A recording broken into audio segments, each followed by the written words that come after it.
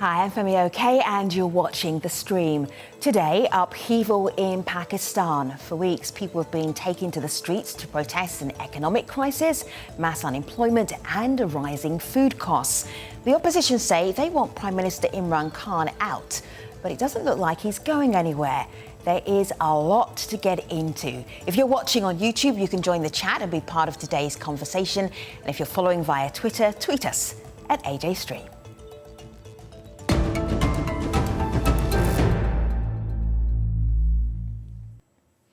Joining me to talk about the situation in Pakistan, we have Kamal Haider, Al Jazeera's correspondent in Islamabad. Taimur Jagra, he's the Finance and Health Minister for Pakistan's Pakhtunkhwa province. He joins us from Peshawar. And Zinia Rasool, she's a political organiser who focuses on feminism and gender issues in Islamabad. We also had a representative from Pakistan's democratic movement. They were ready to speak to us today, but they dropped out just before the show, saying that it was against their party's policy to debate a provincial government representative. Minister Jagra, were you aware of that? Were you aware that you were too lowly to be debated with? What do you make of that? I call it running away, and perhaps it sheds light a little bit on the opposition's real motive. So we're seeing protests right now in Pakistan, rallies, big rallies, and they are asking for there to be change, which is the slogan for the ruling party. It's the slogan from Imran Khan. What do you make of them? How do you explain the numbers turning up who are unhappy? So first of all, I take exception to the fact to say that there are protests. There have been 3 opposition rallies to show the opposition's discontent. I think that that is the opposition's job, in particular with what they have at stake with their brand of politics. If Imran Khan and the Pakistan Tehreek-e-Insaaf government do our job right, in terms of transforming Pakistan's politics over the next, over this 5-year term. So I don't think that it's right to characterize what's been happening as protests by the masses. There have been 3 opposition rallies. As I said, we're talking of a cluster of parties led by 2 parties that are basically 40 to 50-year-old entities run by familial dynasty. And I think we've seen how seriously they take their own cause by running away from what's a program on an international news channel where they could have presented their point of view. So, Minister, let me go to one of those rallies. This one is from October 2020. It's in Lahore. And you mentioned one of these political dynasties. So we're going to go to Maryam Nawaz. She is the daughter of the former Prime Minister Nawaz Sharif. And this is what she said at that rally, part of what she said at the rally. Let's have a listen. Promise me that you will hold them accountable for the hunger at your homes and tears in your eyes and sufferings of your families. And promise me that when Nawaz Sharif will give you a call, when the Pakistan Democratic Movement will give you a call, you will stand with your sister and your daughter when she comes out. Zinia, that's very passionate. You heard what the minister said, how he characterised what was going on. And he didn't say these were protests, he said they were opposition rallies. How do you characterise what is going on? Explain. Honestly, I absolutely disagree. And I think it's really unfortunate to paint it as such, because I do think that while we can question the motive of why the opposition is doing what they're doing, I think that can be debated. And I do think that the debate of I think the direction of the conversation needs to be taken away from elite politics and talking about mainstream political parties, away from the ruling party and opposition parties and whatever is going on between them, onto the masses, and we can't simply ignore the fact that the masses are attending these protests or these rallies that Taimur Khan Jhagra will have you believe.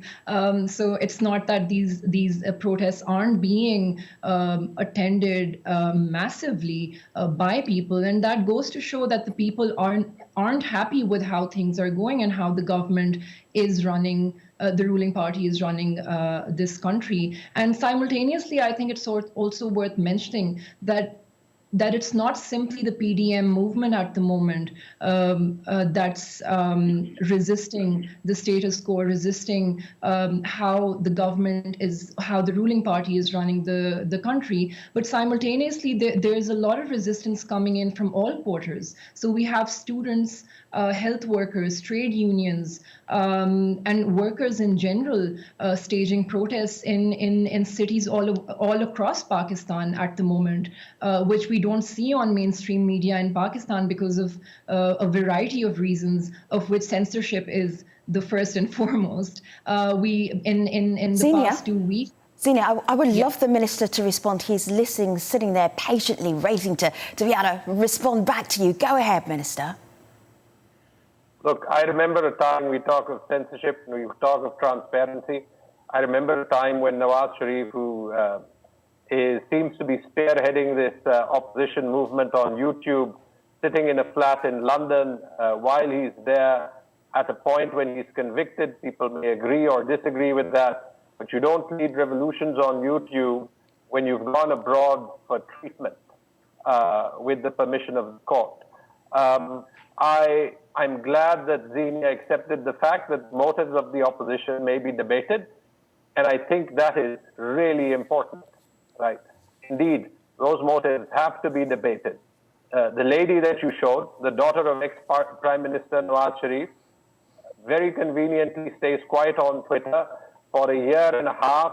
She doesn't give a single public statement when she feels that there is hope that the government or whoever she perceives is going to give some sort of flexibility to her, her father, her party, and when they feel that that is not the case, they're going to suddenly start arranging protest rallies. You do not lead protests like this or movements of principle at your own convenience. If you're doing it for a cause, you do it consistently. You do it because you believe it's the right thing to do. Now, no one will say that everything with Pakistan is perfect. But when you believe passionately about a cause, you work through difficult times, you work to fix them.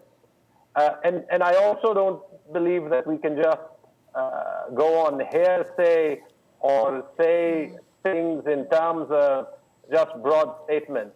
Let's talk numbers. The entire world has gone through one of the most challenging years in the past 100, the COVID pandemic that's going on. This is a time when this very government, led by this very Prime Minister, went through a very difficult phase where they took some bold decisions earlier on. But remember that surveys have consistently shown.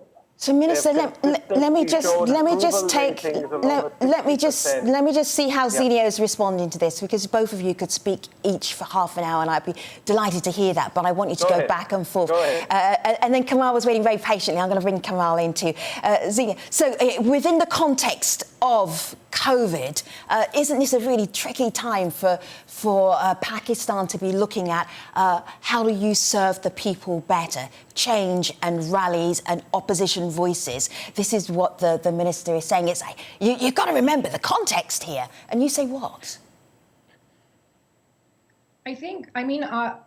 This isn't just about, I think again, the thing with the PTI government is that they would like us to believe that this is simply an outcome and a product, that their bad governance and performance is simply an outcome of COVID and that they deserve some kind of empathy. But that's not truly the case. They were in power well before COVID as well, and there was the food inflation was considerable. The inflation in life-saving drug prices was considerable. Civil liberties were greatly restricted, and that's not something that's hidden from the rest of the world. And all that the sitting government focused on instead was on this entire conversation of who was loyal to the flag and who was loyal to the country or not. And I think that's a very dangerous debate to simply talk about in this country, where you have people starving and dying with no job whatsoever, and at the same time with food that they simply cannot afford. So you have food that you can't afford, and at the same time you have a job market that's simply it's absolutely dying or it's dead. Kamal, I want to dip into your expertise here because we have a lively conversation happening on YouTube. YouTube's getting a few mentions in today's show. So, Tejnef Begun says there is no democracy in Pakistan under the Imran Khan government. Can you respond to that, Kamal, first of all? And then the other side of that conversation, Starlight is saying Imran Khan is a saviour of Pakistan. He has his fans, he has his detractors. Well, first of all, you have to understand the Pakistani psyche. Every time anybody, and that depends, it goes for all the parties. If you lose the election, you never accept the result. And Pakistan's political instability has been driven primarily because of the polarization within the political parties. You were talking about the political parties. Let me tell you, the Pakistan Democratic Alliance is a grouping of 9 political parties. The main parties would be the Pakistan People's Party, which was founded by Zulfikar Ali Bhutto. Ironically, Zulfikar Ali Bhutto was also promoted by a military dictator and later on parted ways with him. When he came into power, he brought in socialism. That particular model nationalized all the industry, and that led to a complete collapse of Pakistan's industrial sector. So as far as Bhutto was concerned, he was, of course, assassinated. They call it political assassination by a hand-chosen general that he had picked himself. And then, unfortunately, after his death, General Zia took over. There was no politics in Pakistan for over a decade, after which Benazir, the daughter of Zulfikar Ali Bhutto, returned triumphantly to Pakistan. Yeah, go ahead, please. If I may, I'm looking at a laptop here of some of the many stories that you filed for Al Jazeera from Pakistan. I'm looking back at one from a year ago, almost a year ago to the day. Pakistan's opposition joins hands, seeks Prime Minister Khan's resignation. This is a year ago. What is the legitimacy for them to ask this from your perspective, covering this as from many sides as you're able to? This was a request a year ago. Now we're seeing big rallies. Yes, you see, there's always drama when it comes to Pakistan. The rally that you were referring to was Maulana Fazlur Rahman. He's from a religious party, the JUI, Jamiyat-e-Ulama Islam. He has considerable support when it comes to the religious schools or madrasas around the country. He came to Islamabad with tens of thousands of people and blocked the main avenue, laid siege to Islamabad, threatening to bring the house down. However, at the last minute, he also complained that he was let down by the mainstream political parties and therefore decided to end that protest. So Pakistan has seen dramatic developments. Earlier, Imran Khan himself staged a sit-in in Islamabad, brought the city to a virtual standstill, and now the opposition is threatening to do the same. So these sort of dramas have happened in the past. Everybody here in Pakistan, of course, is hoping that there's no more political instability because the country is coming out of a financial crisis. It should not be forgotten that although the present government has made some mistakes, serious mistakes, that the Pakistani economic mess is primarily because of the doings of past governments. Right. Dynastic rule, for example, one person handing over the mantle of power to another family member. So that's quite unfortunate. But the government obviously also has to get its act together in order to be able to satisfy the people at large. As a very deep dive into those two questions, the love for Imran Khan and the detractors from Imran Khan. Thank you so much, Kamal. I want to bring in Nida Kamani, because she has a very different take on why these rallies are happening. And I want to put this to our two guests who are coming from this from a very different perspective. First of all, let's have a listen to Nida. The current protests that are taking place in Pakistan should be understood not as a protest against the sitting government, but rather as a protest against the military. So what is called the Pakistan Democratic Movement, or the PDM, is a group of opposition parties who have basically come together to call out the sitting government, which is the Pakistan Tehreek-e-Insaaf government, PTI, for basically being puppets of the military. So that is the way we should understand it, rather than an anti-government kind of protest. Zinio, at the beginning of the show, I talked about mass unemployment, the economy, there's food shortages, and Nida's just saying it's about the military. What's your take?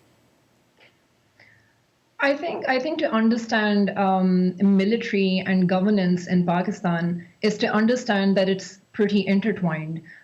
So, for example, in terms of what Nida is talking about, it's important to understand that the ruling political party and its linkages to the military has a lot to do with how badly the economy is doing. So, for example, how much budget is allocated to the military, how much money the military gets, in return has an impact on how much money is then spent elsewhere. And that also then has a lot to do with regional stability. That has a lot to do with how regions where instability happens, right, in Pakistan, especially along the frontiers, Pakistan's war policy, for example, that has a lot to do with how Pakistan's economy fares. And I think that's a much longer discussion to be had. But I think Pakistan's political landscape is intertwined with the military to such an extent that the economy sort of goes hand in hand with it. So I think it's a bit simplistic to say that the movement is simply against the military. It's not. The movement is against the ruling party right now, which is selected, may or may not be selected by the military, but it's also against how badly the economy is doing at the moment because of the kind of economic policies that have come about, because of how much power enjoys in Let me bring in Pakistan. some voices from YouTube here for the Minister. Minister, this is Waqas Ahmed saying on the whole idea of the economy. Waqas asks, why is inflation exponentially surging in Pakistan? Why does Imran Khan not talk about it? There is a pressure regarding economics right now for the ruling party. How are you handling that? Remember a couple of things, and give me a couple of minutes. First of all, I don't think it's military. I don't think it's anything other than self-preservation. As far as the opposition is concerned, they haven't talked about a single issue in these supposed protests other than trying to create space and power or mitigate cases. It's what the Prime Minister calls, they're asking for an NRO, a National Reconciliation Ordinance, a disguise to try and wash their past sins. Remember the tales of corruption, whether that's of the PMLN, Nawaz Sharif's party. This is a politician that has been convicted multiple times. This is a politician whose financial empire was never released by his own family until 3 days before the Panama leak, when conveniently they decided to disclose the number of properties that they had across Minister, the world. I hear that, and this has been covered quite extensively on Al Jazeera. In fact, I've been reading for days about all of these stories. I understand that. Waqas is on YouTube right now. He asks about inflation. Let's speak to inflation. Go ahead, Minister. Absolutely. You know, because you said that this is something we wanted to talk about, and the Prime Minister, the government keeps on talking. Kamal, don't take my words for it, take Kamal's words for it in terms of the challenge and the mess that we had to fix. Before the program, I Googled Pakistan's economy in 2018, and you know what's the first article that comes up? It's an Al Jazeera article called PMLN in Pakistan delivers economic growth, but at what cost? And then slaughters the economic performance of PMLN, concluding that Pakistan is going to have to go to the IMF and go through 2 or 3 very difficult years. As far as the Prime Minister's passion for what poor people suffer through difficult economic times is concerned, the Prime Minister himself leads a meeting on food prices, on controlling inflation almost every day. And unlike the opposition, he's happy to talk to federal representatives, he's happy to talk to provincial representatives, because what I know, the one thing that I hope people can believe about Imran Khan is his courage, his passion for the poor, and his resilience to bring change, whatever difficult times. And there's evidence that we will get through this. Give me 30 seconds. The entire world is suffering economically post-COVID. There's places like India where the GDP has shrunk by greater than 10%. You know what Pakistan's figures in the last 3 to 6 months are? Go ahead. From an economy that was shrinking, there's real GDP growth. So yes, there's difficult So, Minister, times, I'm really glad you mentioned that because one of the guests that we spoke to is from the South Asia Institute, and he takes on board the drama which Kamal describes politics in Pakistan. But he said there's more important things to talk about. Let's have a listen. Nawaz Sharif's PDM as an opposition is irresponsible, to say the least, during COVID-19 Pakistan.